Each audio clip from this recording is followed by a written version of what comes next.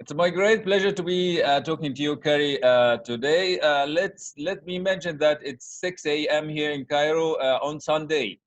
Could you please introduce yourself and what you do for business and what time is it? Well, it's 10 p.m. Saturday evening here in Cochrane in the foothills of the Rocky Mountains. That's where I live, and of the Rocky Mountains in Canada. And yeah, Kerry McCormick's my name, and that's where I live in Cochrane, a little place just on the foothills. And and I live with my wife of 34 years, and around this area are 4 adult kids and 1 grandchild. Live here as well. And for work, I'm kind of multifaceted in the sense that I do civil structural field engineering, and I'm involved with emotional intelligence and transferable soft skills. And I also used to do full time, and getting back into it part time is numismatics or world paper money.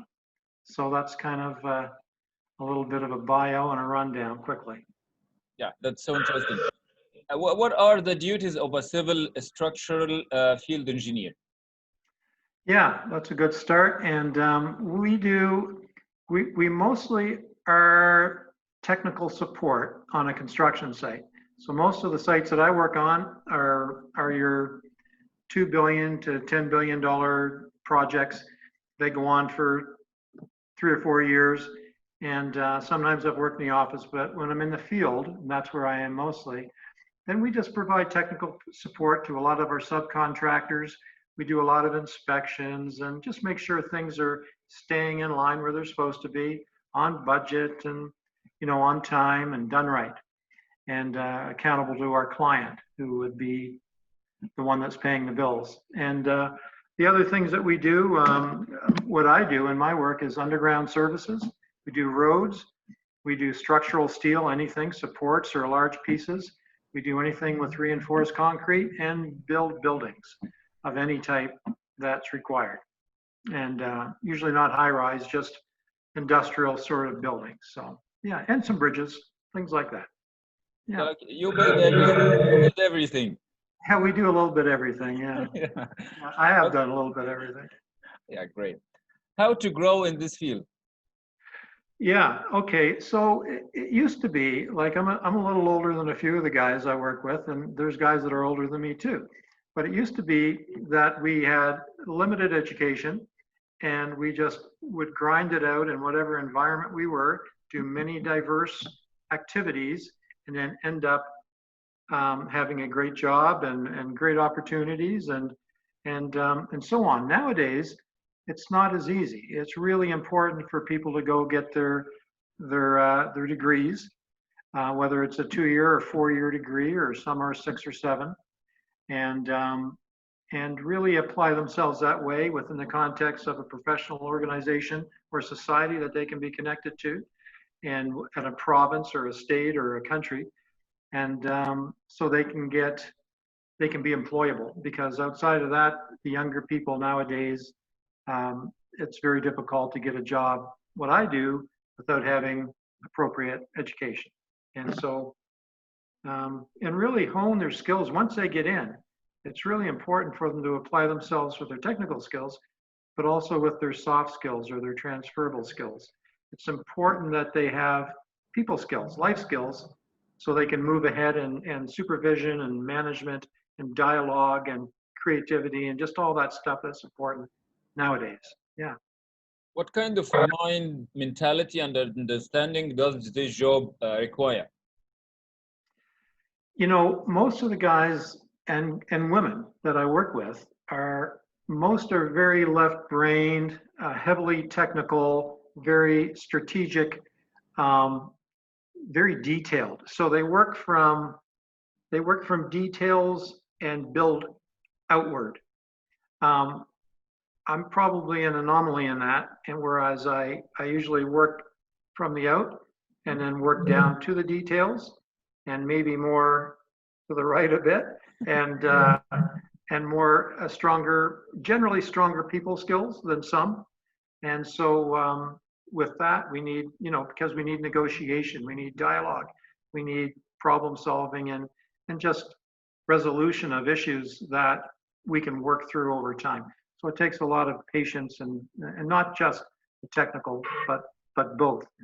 And so that's kind of, yeah, that's important. So you are saying that you need a full human being or the full capacity of the human being to be able to succeed in this job nowadays. I would say it takes more of that to succeed now. Everybody has a place. So even if a person is very just detailed, there's this place for them, but they might not expand in their careers or personal lives as much as somebody who's growing in other personal areas, life skills. So they can, but it's going to be a little more difficult and a little more limited in the scope of what they do eventually. So, yeah. Yeah. What do companies look for nowadays? Well, there's been a few studies come out over the last 3 to 4 years, and I know Harvard did one study, and they came out and said that companies are now looking for upwards of 85% transferable soft skills versus the old way over 50% for technical skills. So it's down to 15% of the technical skills. And I guess the theory is that we can go to school, we can learn on the job, we can teach each other the technical programs that we need, the software that we need to utilize, and that sort of thing. But it's very difficult to teach people how to go face to face with somebody who is maybe disagreeing with them, maybe combative, maybe just thinking a different way, and you have to compromise and collaborate.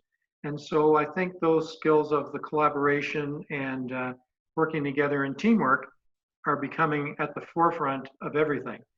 In my industry, it's going to be a little slower because when we do large projects, sometimes the person with the biggest fist is the hardest on the table still, even today, and that the power overshadows everything, and they get their way. And so, but it's changing over the last decade, particularly. So, yeah. So let's go to this area of skills. What is emotional intelligence? That's a super important question, because it's to me anyway, because it's becoming at the forefront of everything. It's taking in how the person not just thinks, but how the person feels. Being able to understand how you feel, how another person that you're working with feels, how to kind of gauge your own emotional output to accommodate them better, to get more work done. It doesn't mean to become somebody or not. It's becoming more authentic and realizing how not to react, but to respond in a positive way. And it's really learning how to self-motivate. It's learning how to motivate others. It's learning how to be a better leader. Feeling how others feel in the terms of empathy. It's really also, we all face hurdles continuously. In my industry, we face them sometimes hourly or daily, like so many times. And it's or just long-term hurdles, and it's being able to figure out how to hurdle those things, how to jump over those or minimize them and deal with them so you can move on with your life in a successful way and help others do the same thing. Okay, that's another key. Yeah, let me ask you a question here. Like, you are in architecture company, for example, or establishment, and then you do a project. Why do you care about your customers' emotional experience and feelings? Yeah. Well, I guess I always have. That's where I've been. And so maybe that's what makes me a little different than some of the other people in my industry. Because it's not data driven necessarily for me. It's not just the bottom line and so on. It means healthy relationships, healthy communication, seeing them. When I go to a place, I like to see, I have a thought in my brain, And I've told places this because I do contract work all the time. So I go in as a contractor to a company and I say, I'm going to make your department shine. I'm going to make it better. I'm going to make the people that are going to be talking more, they're going to be laughing more. Therefore, they're going to be producing more. And with the client, if you become connected to them and you build rapport and trust, then things are going to go more smoothly. You don't have to sell and push hard your ideas. You won't have as much friction. You'll be able to talk and compromise and collaborate and come together with a win-win solution. And sometimes that's on a daily basis. And sometimes you do, butt heads with people. But the thing there is with a client or whomever, at the end of the day, you can shake a hand and you can talk on a good level and still have respect for each other. So I think it's going to help everything, help the project with quality, help it with productivity, help people with their mental health issues or their well-being to be happier at their job. And by that, they're going to do a better job. So Yeah. Anyway, that might not have answered your question in full, but. Yeah, that's so interesting. What are the transferable skills? Yeah,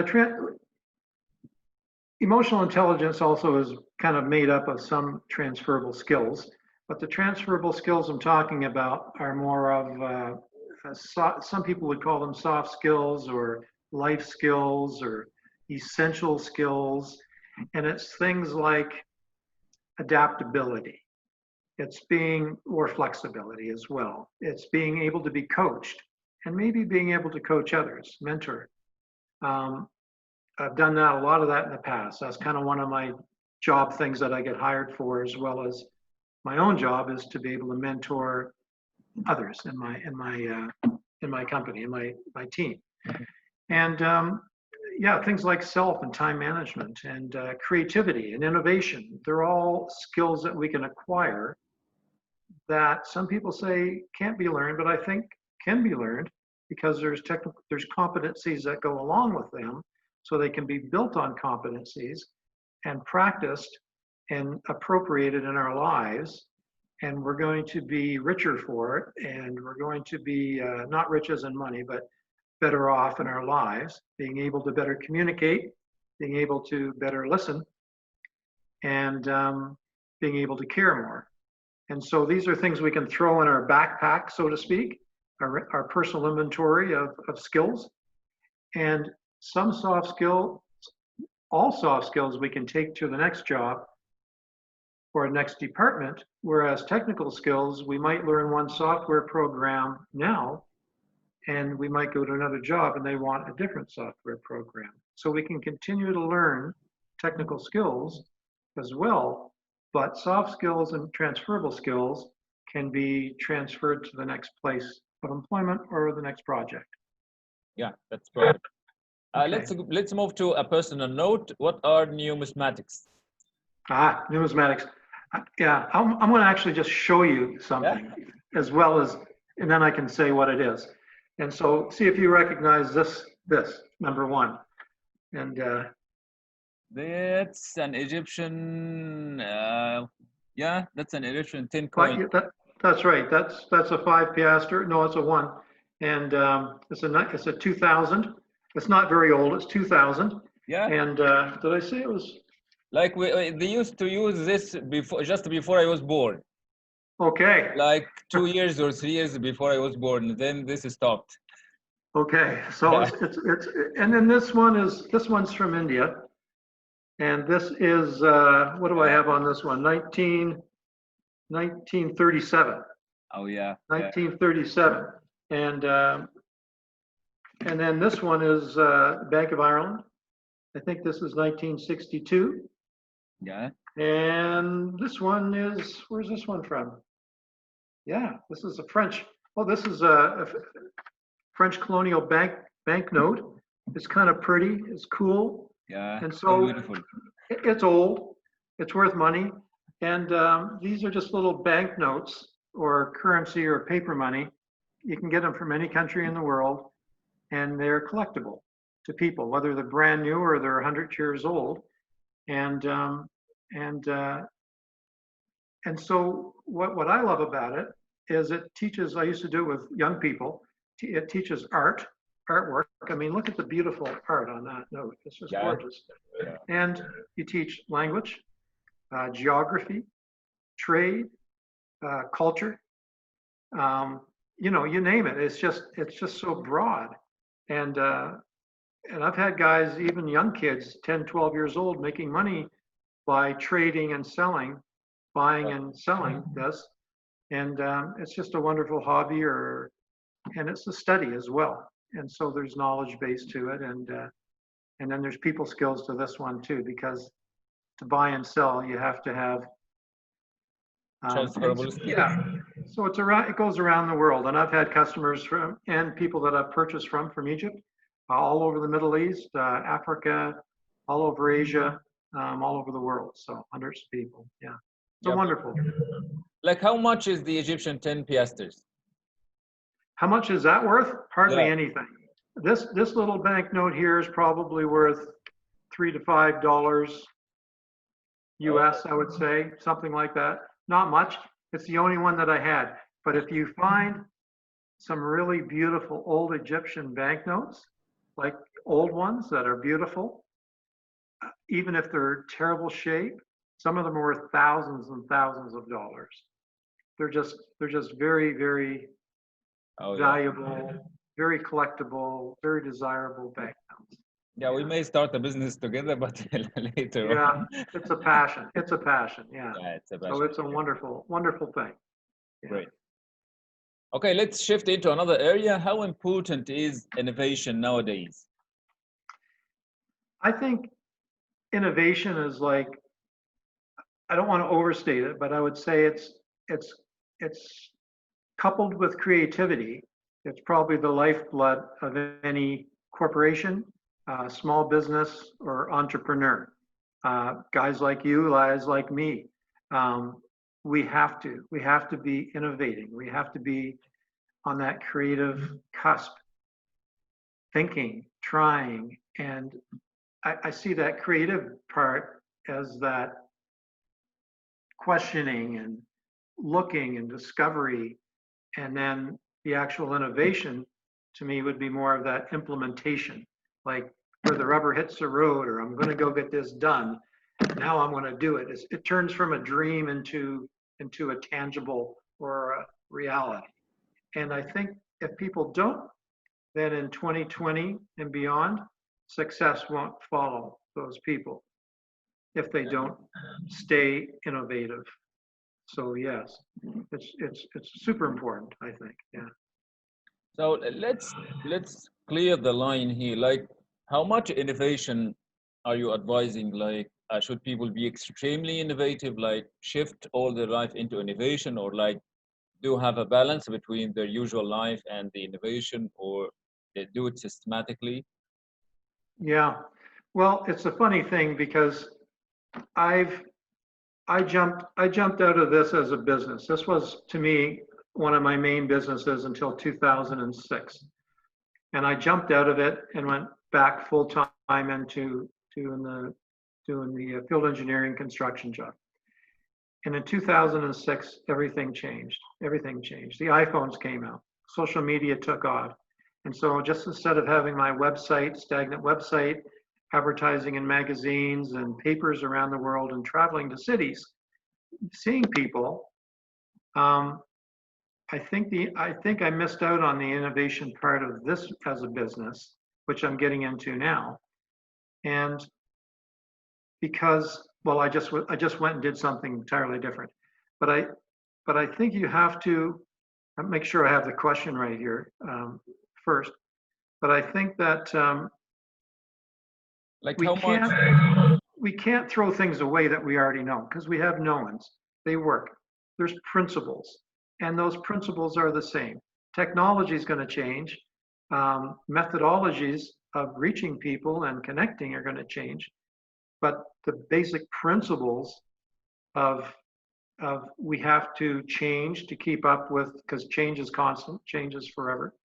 So we have to continuously be creating and innovating on some level at least. And then having an anchor, maybe that anchors us somewhere in our knowns and what we love, what we're really good at. And then, but from there, we have to go have new products. We have to have new apps. We have to have new services, new ways to look at any market, how to make it better, how to make it better for the customer, and how to reach more people, how to make it easier for them. I mean, I just had a website built a while ago, and this might not seem like great innovation, but I keep thinking, how can I make this so easy that people just touch this and it's done, instead of having to think and go through these 3 or 4 steps. So I connect with 2 young people here in Calgary, and they're from Mexico, wonderful couple, and they're so smart. So I love to sit with them and think and come up with new ideas and new ways that we can make our systems better. Yeah. We have to Yeah. stay there. We have to Sure. keep on. And I think also like you need to mix this idea of emotional intelligence and the emotional experience with the design of your website. Like, as you said, like even your business itself tries to care about the emotional experience of your customers. It's important. You know, when I called a customer once, I was in, I forget what city I was in, but I happened to be in the US. I think it was St. Louis.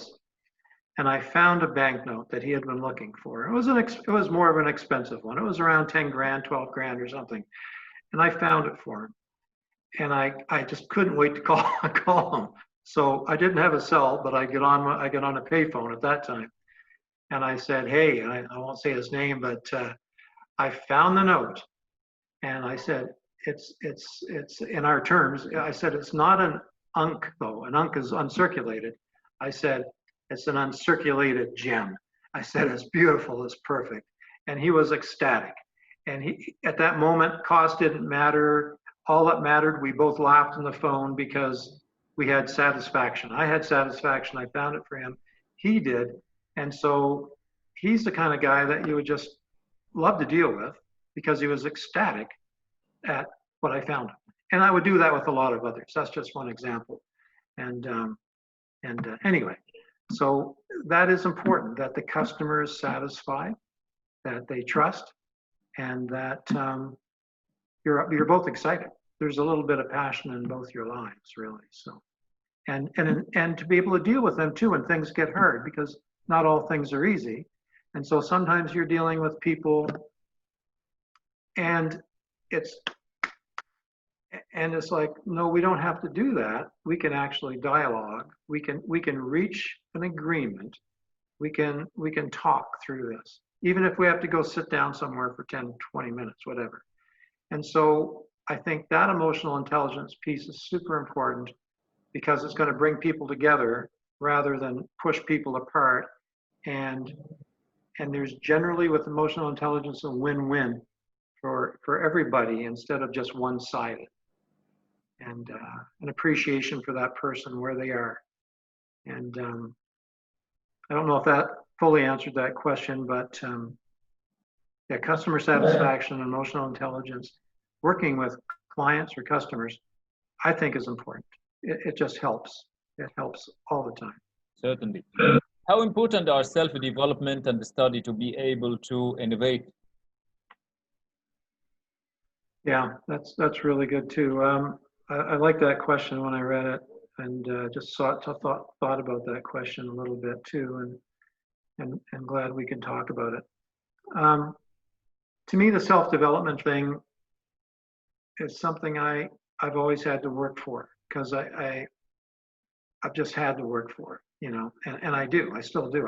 I still try to do self-care, well-being, self-development in terms of research and study, and so I guess they kind of intermingle in a little way, because if I want to work on something like being kind, even, that's to me self-development. Or if I want to work on something of more of a technical thing, that's going to develop who I am as well. So that's going to integrate the study portion. And I think my wife's an educator, and I've taught here back as an unofficial educator. I teach, but we're always learning. We're always reading. We're always keeping up on whatever we possibly can, be it brain development or EQ or solar power, whatever it might be, green energy. My last project was a green energy project, and it was wonderful. Sustainability, and it was a hydro project. So you study that, you read it, and you develop as a person. And I think all our kids do too. We have four kids, and they continuously are learning, and not always formally. And so I might stress that too, because self-development isn't always going to get it. Like my wife and I, we both have bachelor degrees, master's degrees, but our kids, they've decided against it. And they're all entrepreneurs, and they do all right. They do well. And so, but they're always learning. They're always reading. They're always trying to make and improve who they are as a person. And my 27-year-old daughter, she is probably the most emotionally intelligent person that I know on a personal level. And she's just amazing. And anyway, I've probably gone off on that question too, but Yeah, that's right. So let's go to the next point. What have you learned about people throughout your life? yeah, that's a good one too. I like this question, and I wrote down some thoughts just on people in general. Yeah. And going to see if I can find that quickly. And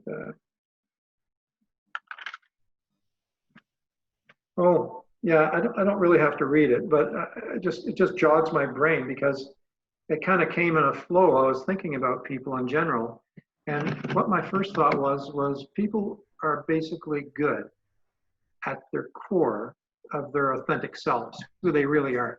And I think some of us just have a hard time finding our authentic selves. And so, but when we start to do that, we become more self-aware, we become and more emotionally intelligent and develop our skills, then we become something more of a beautiful thing to offer others, of the world really, where we can enhance people's lives, make things better. I think we're social beings. I think we need connection. I know we do. I know I do. We need community. And so we have to have that to thrive in our lives instead of just exist. And I call it, my wife's a cancer survivor of 3 years. And so we say you're not just a survivor, which is the term nowadays, you're a thriver. So you're going to go from just surviving to thriving in your life. And that's what our goal is. I think people want to care for somebody or something. I think people want to be loved and loved. I think most people want to have some significance in their life and purpose. And maybe they get significance through purpose or other means, it depends. I think that we have also a common denominator often of fear. And so we have to challenge that fear. We have to dissipate it or destroy it entirely somehow. And I think it's because of lack of understanding, maybe. So I think exposure to travel, diverse cultures, two of us guys talking halfway around the world, is personal. It becomes connection points. And so, and I think we can then cultivate this mindset of curiosity. And I heard that by Brené Brown or somebody like that. Just when we're curious, we start asking questions. It's what you're doing. It's an awesome thing. Right. And it's and it leads into something of appreciation and acceptance and maybe ultimately peace. I don't know, but definitely a better rapport with people to do our business and to grow as people. So that's what I've learned about people. People are basically wonderful. Yeah, perfect. What does it take to build a personal brand? Yeah, okay. I mentioned this earlier. I did this in the 90s and the 2000s, but I did it without social media or a smartphone. So again, I think technology changes so radically, and I think technology and methodologies and connecting are so important, but I still think, as I mentioned earlier, the principles remain the same. So I think there's these strong anchors that we can hold on to still and employ, and that's what I'm doing. That's probably what you're doing a bit too. And I'm trying to figure it out as a guy. I have another daughter, 30-year-old daughter, who's doing a magnificent job of doing social media and having a personal brand. It's amazing. I'm just blown away by her presence on social media with her branding, and then products will follow and have followed. But for me, what I started with is really I tried to offer value, positivity, something tangible, something real to people. I shook hands with as many people as I possibly could. When I would go to Europe to do shows, paper money shows, I've taken one of my sons, because all my kids went to French immersion school. My wife taught French, so I didn't. A little bit of Spanish, that was it. And so I'd have my son speak to my French customers, and it was wonderful because it showed them that you appreciate them. It showed, and they won't forget you. And the other thing I did was I connected with as many people as I could that way at shows and through writing, but I also plastered my face, my younger version of myself, on magazines and articles and publications and advertisements around the world. So when I would go to places like Maastricht in Holland, or I'd go to Chicago, or I'd go to Toronto, people would have a sense of familiarity, and they would read some of your articles, they'd see your face, they would begin to realize that other people knew you, and begin to build up rapport and trust, and over time. I think the other thing is treat every single person with respect. Everybody with the proper manner of respect. And so I haven't always done that. And so that's why that's a skill in itself that I've tried to learn over time. So I say, yeah, I'm good with people, but I have faults, and I keep trying and working toward it, and trying to be authentic, trying to be real, trying to be myself. What else would you like to say? I think I'm good. I'm just I appreciate the time with you. I have a good countenance, and it's been a good rapport, and so I'm happy that we can meet and chat. And I wish I could ask you questions now, more questions, but anyway, and but I know that's not what this is all about. But yeah. But thanks, and I wish you success in your process. Thank you so much. I really appreciate your time, and have a nice evening. You have a good morning, day. Okay.